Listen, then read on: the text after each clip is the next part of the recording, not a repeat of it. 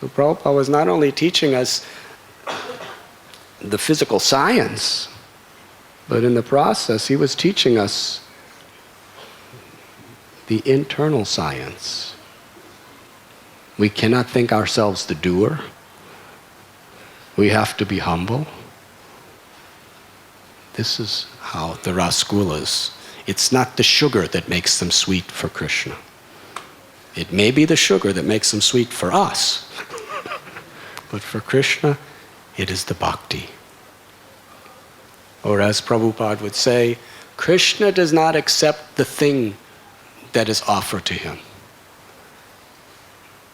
Krishna accepts the purpose in which everything is offered. If we have that humble purpose to please him, then it is very sweet. So Sachi Mata, she would make a whole feast every day at noon for little Vishwambar, Lord Chaitanya, and Vishwarup. But Vishwarup wouldn't come home. So she would tell Nimai that go to Advaita's house. I know he's there. He doesn't go anywhere else. Go to Advaita's house and tell him prasad is ready. It's already offered to the deities. So Nimai would go. He's just a small boy. And he would come to the house and they would all be doing Hari Katha, talking about Krishna. Advaitacharya would be constantly talking about Krishna. Srivas and Vishwarup, when he would speak about Krishna, he would just put everyone into a trance. And little Nimai would come and say, brother, Mataji is calling, time for prasad. And then he'd grab his brother by the cloth dhoti and pull him, and Vishwarup would go home. And everyone would be just staring at Nimai. Just staring. They couldn't take their eyes off him. They couldn't speak. In his presence, they couldn't even speak about Krishna. They were just so absorbed at looking at him. Sri Advaita Prabhu, Srivas, all these devotees were thinking, how is this? In my heart, I am feeling the ecstasy of love of Krishna every time we see this child. But by his Yogamaya potency, he hid the reality of his true identity. Anyways, Vishwarup, when he heard that his parents were so worried that he was so much with Advaitacharya talking about Krishna, they were arranging for his marriage. So what did he do? Without saying a word to anyone, he left home and took sannyas. Shankar Aranya. Oh, Sachi Mata, her heart was broken. Her eldest son left.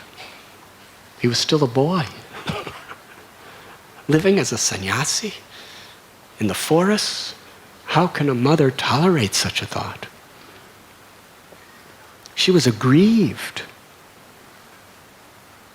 And in her mind, she was thinking, it's that Advaita. He has influenced him to do this. He was always with Advaita. He influenced him to do this. But she knew that an aparad to a Vaishnav is very dangerous. So therefore she did not say anything to anyone. She silently suffered. Her only solace was Vishwambar. Nimai was going out of his way to somehow or other give his mother happiness. She lived only for Nimai. After some time, Jagannath Mishra passed away from this world and returned to the spiritual world.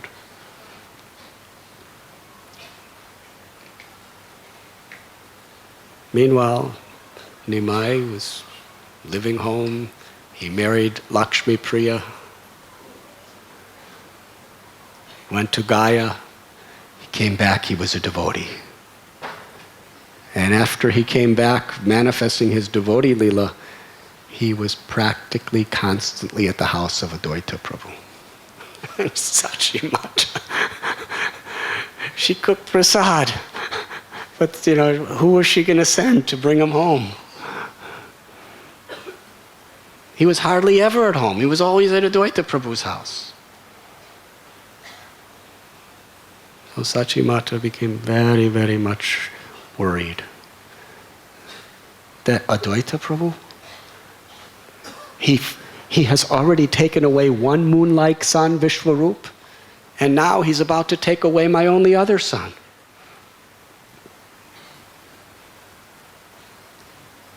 I'm helpless. I'm a widow. Nobody cares about me.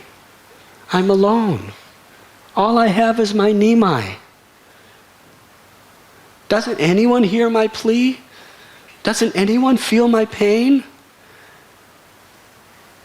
And now he won't let go of my younger son. Everyone calls him Advaita, non-dual. But I say he's Advaita. He's Dvaita, full of duplicity. Hare Krishna. That's all.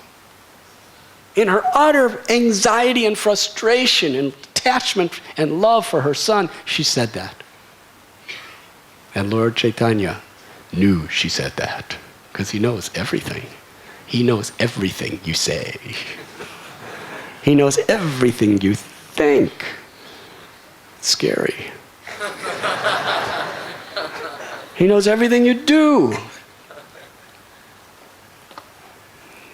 Even if you go climb to the top of Mount Everest, if you do some nonsense, Krishna knows. Can't escape. So beautiful.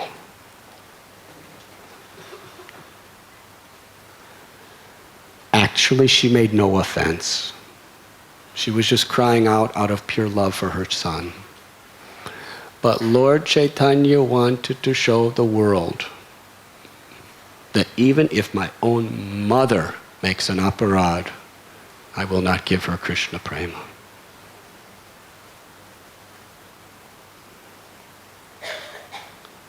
So, yes, sins can implicate us in tremendous karma, but the holy name can deliver us from all those sins. But if we commit aparads to the Lord or His devotees, then Krishna will withdraw His mercy in the form of His name. But Lord Chaitanya and Lord Nityananda do not accept offenses. Kali Yuga, Pavana. He's the deliverer in this age of Kali Yuga. Potita Pavana Hetu, Tava Avatar. So, Bhaktivinoda Thakur and our acharyas, Srila Prabhupada, they teach us that if we take shelter of Lord Chaitanya and Lord Nityananda with faith, they could relieve us of not only our sins, our papa, but our offenses, aparads. And then, when we chant the holy names of Krishna, very quickly we can achieve the desired goal of ecstatic love. And for this reason, Srila Prabhupada, in the line of the acharyas, taught us, before we chant the Hare Krishna mantra, we always chant the Panchatattva mantra. Shri Krishna Chaitanya Prabhu Nityananda Shri Advaita Gadadhara Shri Vasari Gaura. But it's not only chanting. When we chant, Yayatamam prapadyante tam stataiva bhajamyaham. Krishna reciprocates according to how we approach him, how we surrender. The proper way of chanting the holy name is to intensely absorb ourselves in the holy name. And from our heart of hearts, to take shelter. When we chant this Panchatattva mantra, in a mood of taking shelter of Lord Chaitanya, taking shelter of Lord Nityananda, Advaita Gadadhar Srivas, with faith, then they clear the path. They open up the road to love of God, which is available and accessible when we chant the Hare Krishna Maha Mantra.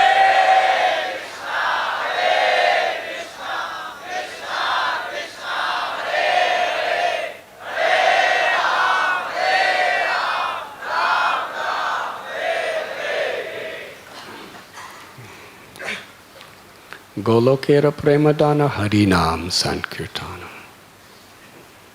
This Maha Mantra has descended from Goloka Vrindavan, the spiritual world, to bring us back home to Goloka Vrindavan, the spiritual world. To awaken the spiritual world within our hearts. That is the power of the holy name, if it is chanted properly, with the mercy of Lord Chaitanya and Lord Nityananda Prabhu upon us. So,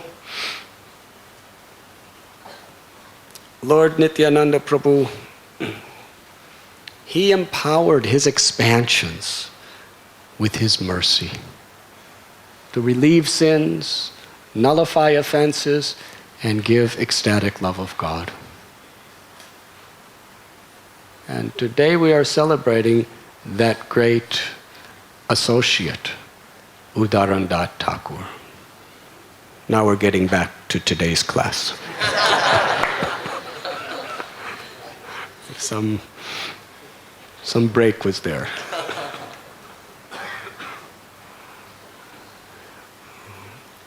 It was like a commercial to advertise the holy name. Now we get back to the story.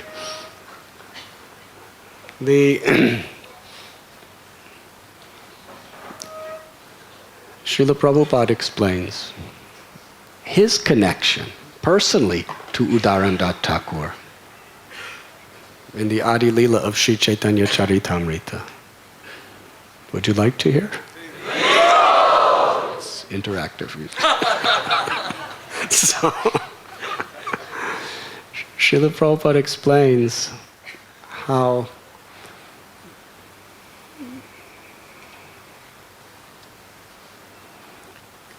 in the province of Saptagram, there were all these gold merchants. And by the mercy of Radhanath Thakur, they all became pure devotees of Krishna. When the British wanted to establish Calcutta as a city and the capital of the British Empire in India, previously it was Kalighat. Still there's Kalighat, but it was named after that deity of Kali. But the British changed it to Calcutta. And in order to establish that city, the British called the gold merchants and bankers from Saptagram to set up their businesses and make their homes in Calcutta, which they did. Srila Prabhupada says that half of Calcutta were the people of Saptagram at its initial stages. Then Srila Prabhupada tells how these gold merchants from Saptagram, during the Mughal rule, they were so dear because they were so qualified. And they did such great service to society, that the Mughal king gave them the title Malik. And Prabhupada says, in the Malik family there's two branches, the seals and the days. And Prabhupada says that his father, from his paternal side, the descendants were from Adi Saptagram, and their surname is Day. And Prabhupada said, because of this, all the days of the Calcutta and area, they would regularly go to Saptagram to worship the deity of Uddhava Thakur.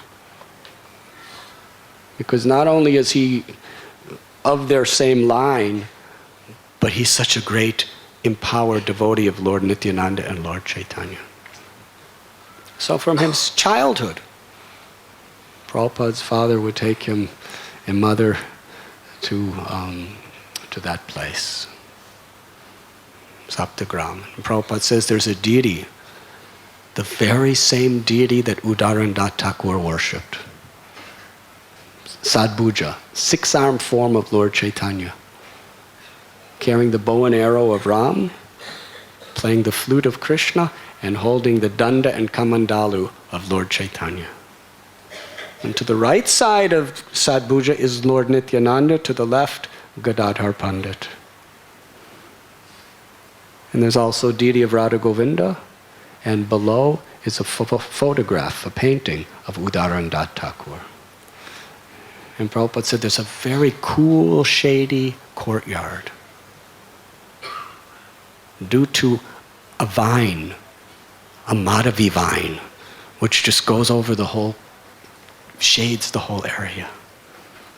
Prabhupada said when Lord Nityananda came to visit Uddhava Thakur, he planted that Madhavi vine, and its descendants is still giving shade to all the people there. And from that dream, she made deities. And Krishna is very unusual. Krishna is very unusual. Radharani is standing just like Krishna in a threefold bending form with her feet crossed just like Krishna's are. Very beautiful deities. From Prabhupada's earliest childhood, his father would take Prabhupada there to worship Radha Govinda. His house on Harrison Road is just about a block away from that temple, a couple blocks at the most. So Prabhupada would come there, even as a small child, just to look at the deities and worship the deities. Would see his parents worship Radha Govinda. He loved Radha Govinda. And the Rath Yatra, the pujaris and the very elder people of the Malik compound there, they tell how when Prabhupada would perform his Rath Yatra as a small child, he would get his father and mother and everyone to help him make a little chariot for Jagannath.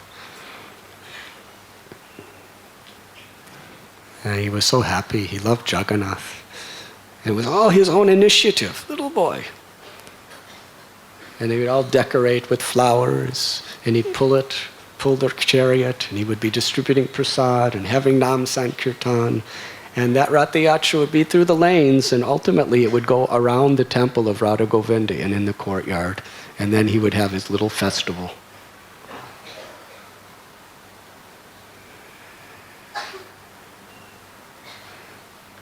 Under this inspiration, my dear godbrother NaraNarayana Prabhu, at New Vrindavan, he cut down, or somebody cut down some trees, and he carved beautiful, very large Jagannath deities, and they're still there on the altar. And also he helped make chariots for Jagannath. Prabhupada called him NaraNarayana Vishwakarma because he was such a good carpenter and designer and making so many things. So he would make chariots for Jagannath, he would make deities of Jagannath. But it all started in the Radha Govinda temple where Prabhupada, as a little boy, would have his Ratha Yatras. Then we went to Prabhupada's school, his first school. Do you remember the name of that school? Motilal Seal Free School. Yes? It's the same original building.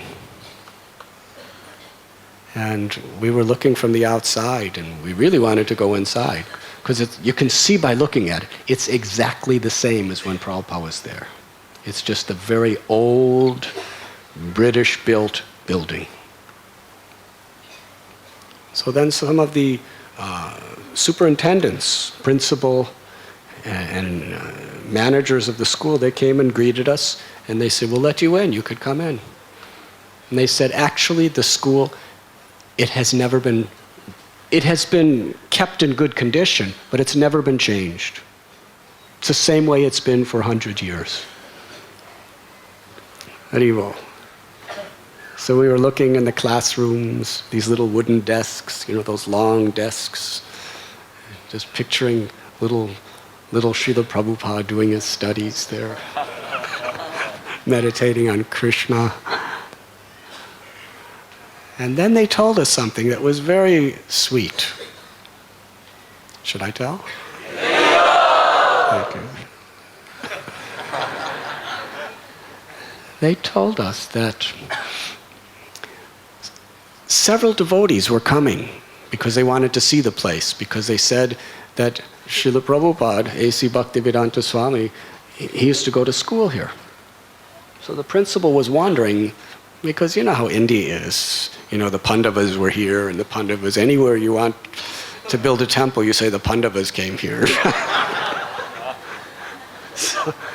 So they wanted to know whether Prabhupada actually did go to school there. So they went to the trustees. And the trustees, in some storeroom, they have all the old books of the entry records for all the students. Now this is around 2004 or something, 2005 they did this. They went all the way, they just dug through all these books back down to 1901. That's like 105 years, right? They kept all the records. And they looked in the book, and there was all these names, and there was Abhay Charan Day, showing his address on Harrison Road. Haribo. They didn't show us, but they told us.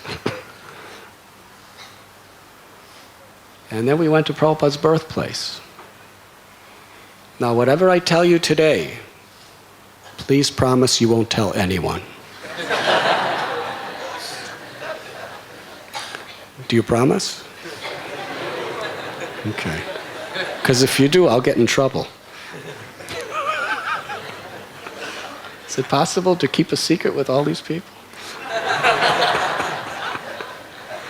Then I won't tell you. Okay, I'll tell you. ISKCON has a nice piece of land there. And you see, the tradition in Bengal is when a child is born, Prabhupada's family was living on Harrison Road near the Radha Govinda temple, but his mother's home was near the Kali Ghat. And that was her ancestral home. So when a mother's pregnant, she goes and gives birth and stays for about a month in her own family's home. So we went there. And we were so happy. But then Giriraj Swami took me aside. He said, the exact spot where Prabhupada took birth, this person I'm with knows where it is. But he can't take us because it's a secret. I said, why is it a secret? Because some devotees want to buy that land. And if they find out that we know that that's the place that Prabhupada took birth, in fact, they don't even know it's the place Prabhupada took birth. If they find out that this is the place that Prabhupada took birth, the prices will go so high. So we can't let them know that that's the place Prabhupada took birth. Because Prabhupada says he was born under a jackfruit tree. That's the place of this ancient jackfruit tree. So the devotee said, I'll take only the two of you, but nobody else. There was only about 6 or 7 of us. The others cannot go because we cannot give anybody the impression that Prabhupada was born here. Should I continue? So we went. We weren't so indiscriminate, we're sannyasis. We're walking. We're not so discreet. So we go and we're walking like...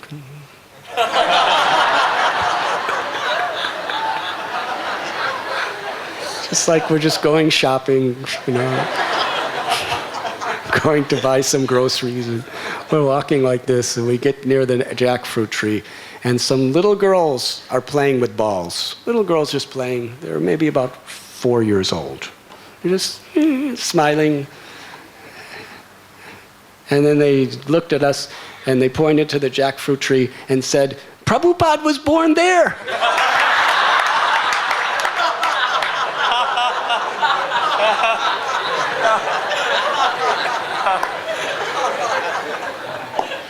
And we pretended like we didn't hear them, So then we get closer to the jackfruit tree.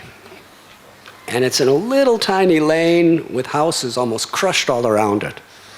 And just the house right in front of it, which means literally about 6 feet away is this house. This lady comes out of the little house with a baby in her arms. And she smiles at us and says, jackfruit tree, Prabhupada born under jackfruit tree.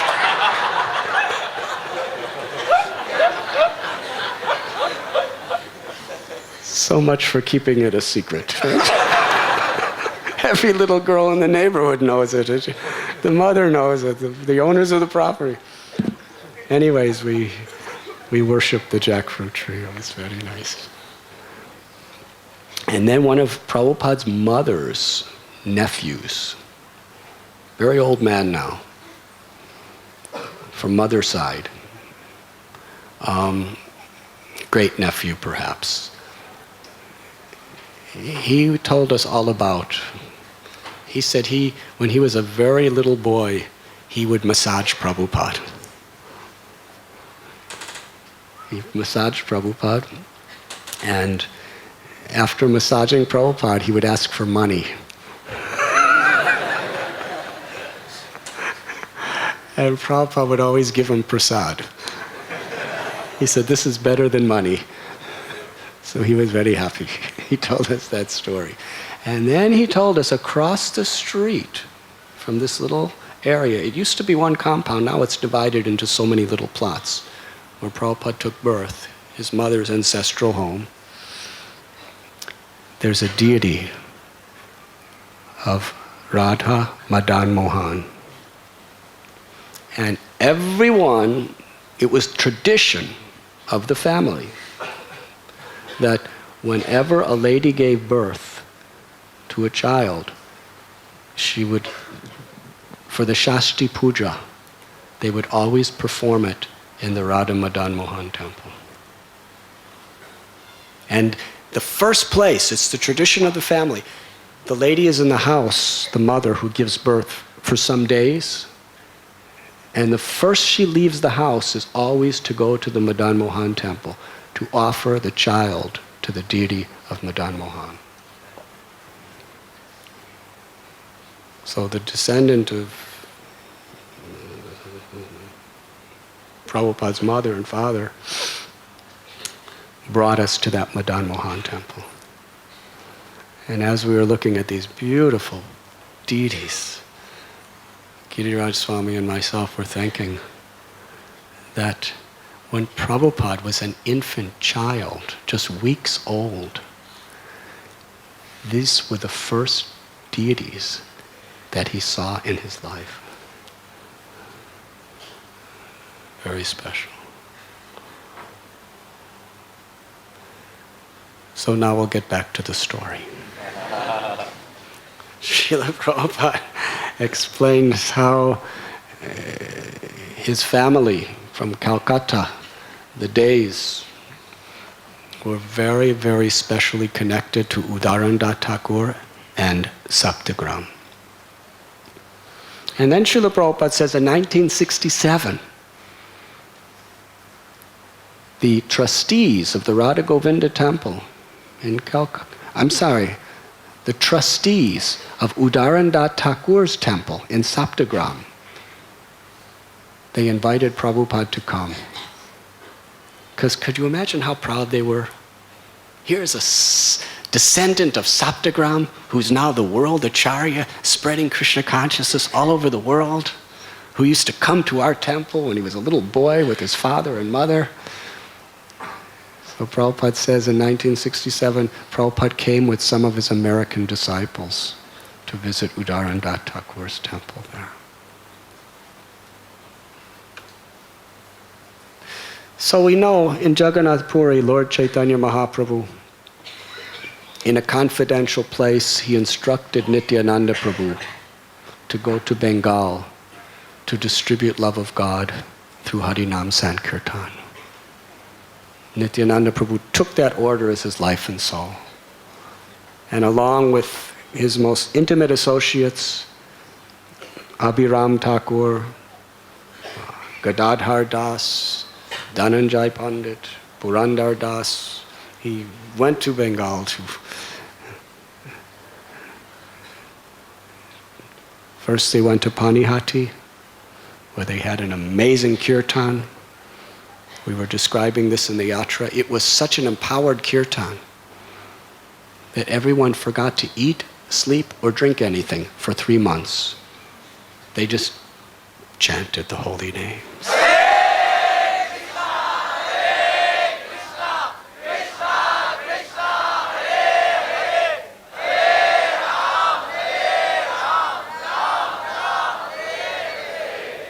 But I will end soon because I know you're hungry and thirsty. And my lecture's probably making you very tired also. So, from Panihati, he visited the house of Gadadhar Das. And then from there, Nityananda Prabhu and his associates went to Karadaha, which later on became his base, his headquarters for preaching. It's near the bank of the Ganga. And there was a devotee named Purandar. And this Purandar Pandit, he was so ecstatic to see Nityananda Prabhu. He was one of the associates. He climbed a tree and roared like a lion. And then there was another devotee named Chaitanya Das. And Chaitanya Bhagavat describes the nature of this Chaitanya Das, sometimes called this Chaitanya Das from Karadaha. He was absolutely fearless. When he would chant the holy names, he would become so merciful. He would just run into the forest. Nityananda Prabhu was watching. He would just run into the forest. And he'd just start chasing after wild animals. He saw a tiger, Bengali tiger, the biggest tigers in the world. And he would see that tiger and jump on his back and slap his face. And all the tiger could do is just offer obeisances. He'd ride on the tiger doing Nam Sankirtan. Other times he'd see a big python, he'd just grab it, sit down, put it on his lap, and play with it like a toy. Other times, if he wanted to chant in a quiet place, he'd go to the river Ganges and go underwater, completely submerged, or in a lake or a river. He'd go underwater, sometimes for 3 to 5 days without coming up. He'd just be absorbed in chanting the holy name.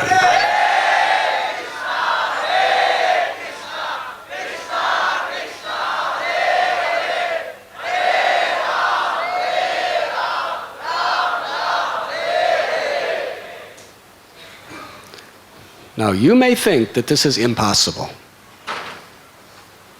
But it's impossible for this to be impossible. Because what is it that the Lord cannot do?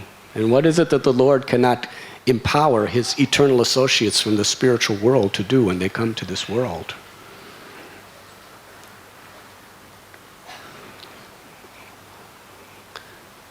Then Lord Nityananda Prabhu brought the devotees to Saptagram. First, they went to the home of Radhanth Thakur. Radhanth Thakur is called by our acharyas Parama Patita Pavana. That means he is the deliverer of the most fallen amongst the most fallen. Supremely merciful to the most fallen. Krishnadas Kaviraj Goswami says he was the greatest Bhagavat, the greatest of the Vaishnavas, Radhanth Thakur. Because nobody could conceive that these very materialistic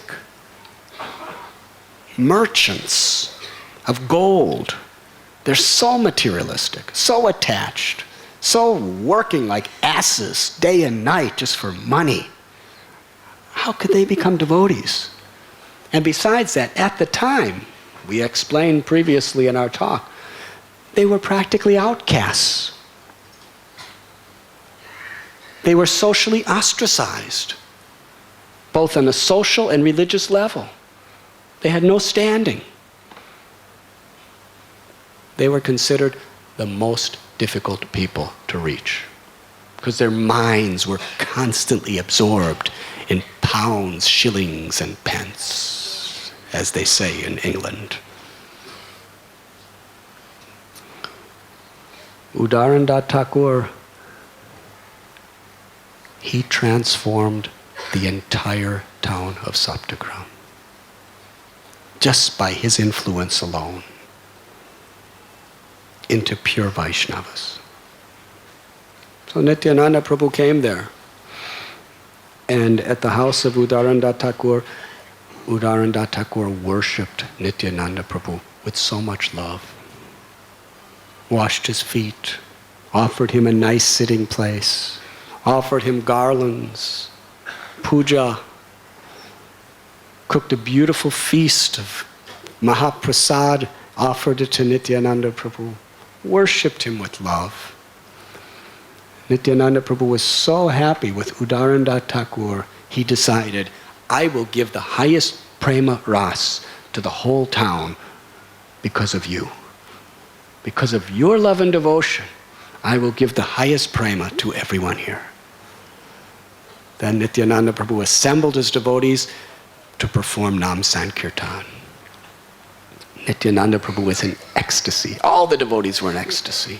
Who cares if they're all materialistic people, absorbed in materialistic, selfish activities? Doesn't matter. Nityananda Prabhu led that Nam Sankirtan party to every single house in Saptagram. And each householder came out of their house, and when they would see Nityananda Prabhu dancing and hear his chanting of the holy names and see all the Vaishnavas, they became attracted.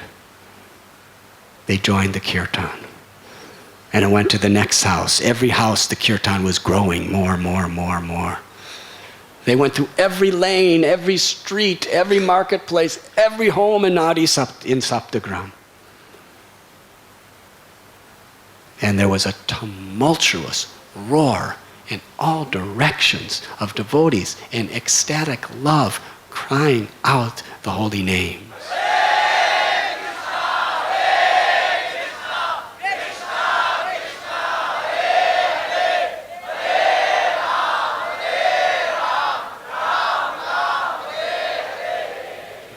Vrindavan Das Thakur explained nobody had seen any kirtan like this since the kirtans in Navadvip. Many years before. And he explains that this kirtan was so full of love, was so unbelievable, that it's impossible to describe the glories of this kirtan even in 1,000 years. But he gives an example of one thing that happened. As thousands and thousands and thousands of people were chanting, this whole cast of people all became pure devotees, totally detached from any selfish desires, no ego. One Muslim man, who was, like most, eating meat, he happened to see this kirtan. And he saw Lord Nityananda Prabhu dancing.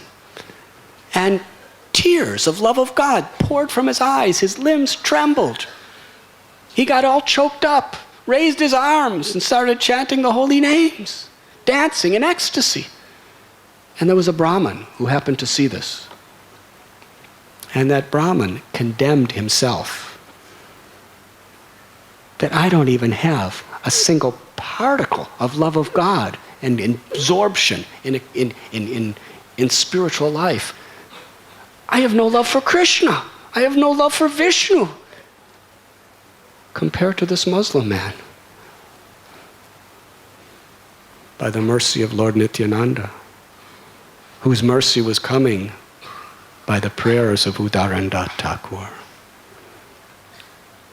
When great devotees pray for our deliverance, the Lord gives special attention to shower His mercy upon us.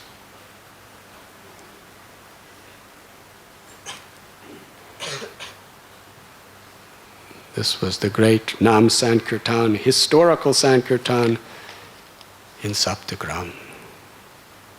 During our yatra, how many of you visited Saptagram?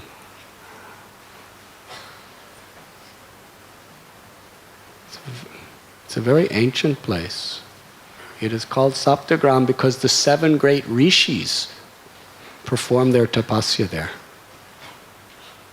And there's 3 rivers called the Triveni, the Ganga, the Jamuna, and the Saraswati, that is right there in Saptagram. Especially the river Ganges is manifested today.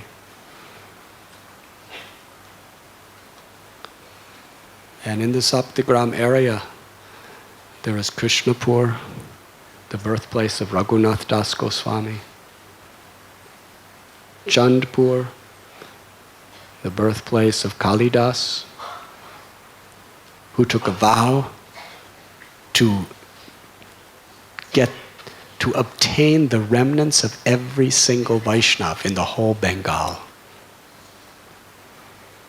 And Nityananda Prabhu was really expanding the number of Vaishnavas too.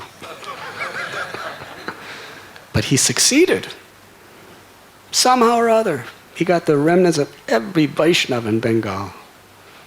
He got their food remnants, he got the dust of their feet,